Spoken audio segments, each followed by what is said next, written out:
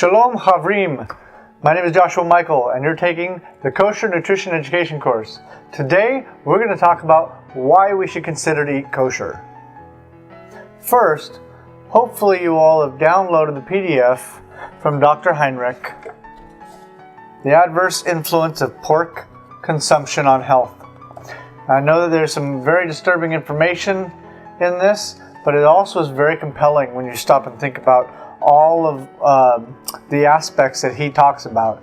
He points out many different important elements, such as even the avoidance of influenza by cutting out pork out of your diet, the addictive nature of pork, and some other very interesting topics. So have a look at that, have a read, go to the discussion boards, and let's have an open discussion in regards to this report. Okay. Now, let's have a look at Leviticus 11. Leviticus 11 gives us some very specific instructions regarding what we should and shouldn't eat. Now, considering that Elohim's talking to Moshe, and he's telling Moshe, hey, look, I want you to be healthy. Here's what you can and can't eat. Here's what I created to be food. Here's what I created to not be food. Okay? That's really how it reads in the scripture. So let us look at it. For the land-based animals, he says, anything that parts the hoof and chews the cud. Okay? And some animals, like the cow, not only chew the cud, they regurgitate, and they have 4 chambers to their stomach, and they actually process a lot of that material so that it breaks it down into very, very, very rich minerals for that cow. So when you think about then we eat and consume that, we're actually getting a very good product when we eat cow, or when we eat that type of an animal that processes that food to that level. Okay, so parts the hoof and chews the cud. That includes sheep, goat, cow, oxen, those kind of things. Okay.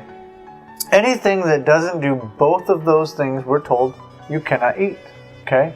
Let's take a look at the land-based animals. Well, what does that include? He gives us some examples right there. A giraffe is off to us. Lion is off to us. Anything that carnivorous birds, eagle, falcon, those kind of things you cannot eat. Why? Well, what do they do? What is their function on earth? Let's just take a look at what their function is. What do? They kill other animals, and they dispose of the dead waste that's on the earth. So an animal dies, and a lion may devour it, and a lion may kill and devour another animal. So that's what they do. Then when we think about the fact that they are actually killing an animal, okay, Scripture says life is in the blood, okay? And then we are devouring that animal. You're actually taking in another dead animal. Why? Because that animal killed this other dead animal. And at least at a metabolic level, you're consuming that, that process, okay? So let's take a look at that. Let's also consider the fact that, let's take the animal pork, for example. If you've read that report by Dr. Heinrich, he goes into some great detail about why we ought to consider not eating pork. Another aspect of pork is that, now I was a soldier, I was in the Middle East, and I know that in the Middle East they used pig to dispose of, and excuse the graphic nature of what I'm about to discuss here, but they use pork to dispose of human excrement or human waste. They also, pig will also eat human flesh, okay? And then you consider the fact that we're putting that on our dinner table and eating that. Another aspect of pork is pork doesn't have any sweat glands. They have no way to get rid of that waste product. In Dr. Heinrich's report, he talks a lot about how they actually have very short lifespans and very sickly animals, partially due to their diet. Pigs on farms used to be kept around to dispose of waste. That's what pigs' function is. It is a garbage disposal for the earth. And then we think of the fact that when we eat that, we're eating a garbage disposal, essentially. That's what we're eating.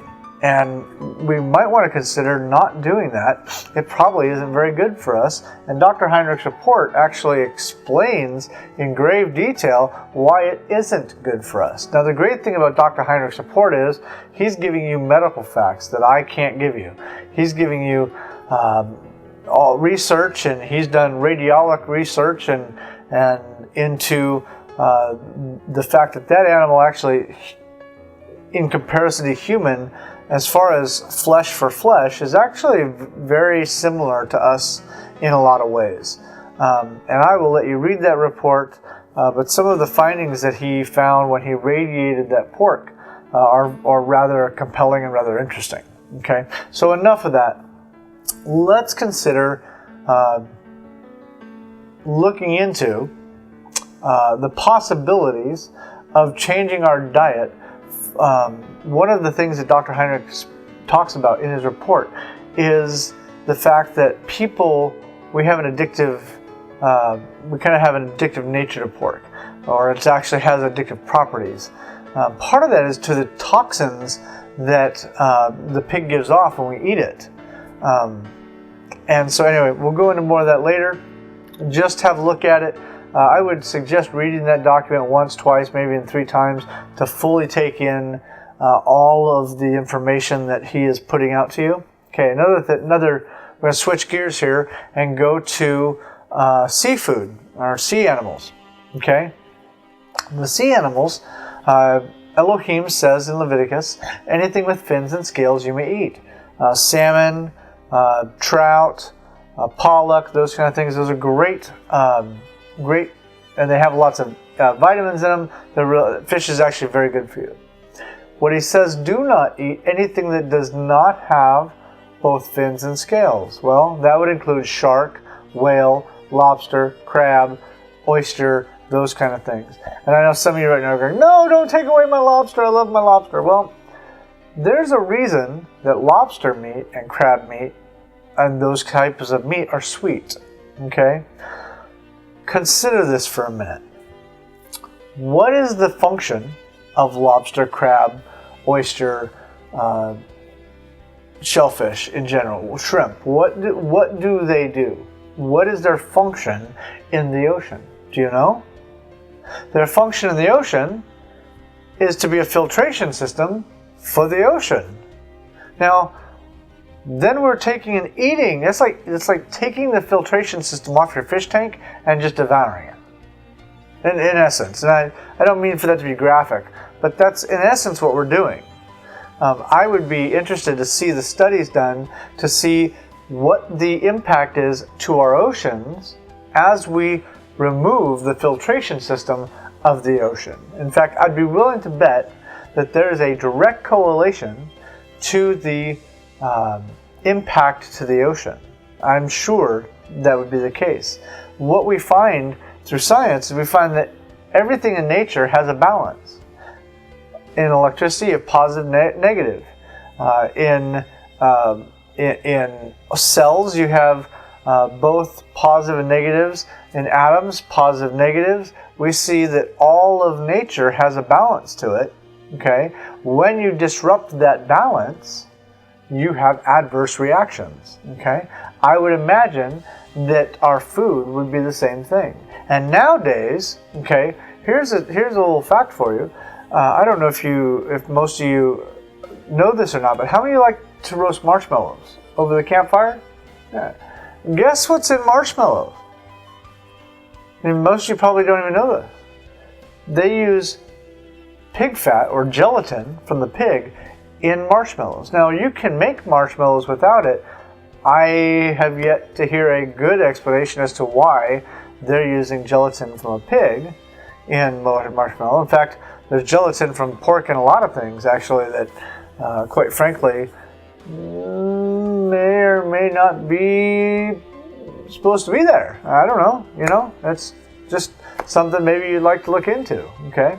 So anyway, that having been said, let's look at those animals. Let's have a discussion in the discussion board about clean versus unclean. Go and do some research also, and look into some of the third world countries that don't eat pork, and pull up some of the health records and pull up some of the stats from those countries. You're going to find some very interesting things when you look into those countries that actually observe, like Muslim countries and Jewish countries or Jewish nations. They have some very interesting health facts, and they have some very interesting things going on with the lack of influenza, the lack of flu, and the fact that they're living longer. Even some cultures living up to 140, 150 years, which I didn't even realize was even happening until I started doing research into food. So anyway, some incredible things when you start going into this field. I would like to encourage you to please come back to the next course. The next course we're going to start actually making food, talking about food, talking about how to shop for certain foods. And if you decide to eat kosher, how do you do that? Okay? Do I have to get a rabbi to bless everything? No, you don't need a rabbi to bless everything. But there are certain things that you need to observe and see that are not in food, because living a kosher life means that I also eat things that chemicals, how many of you want to take in the chemicals in your body? I don't. So anyway, there's a lot of different things that we can talk about. We'll talk about them more as we go through this course. Thank you for taking this course. I look forward to seeing you next time.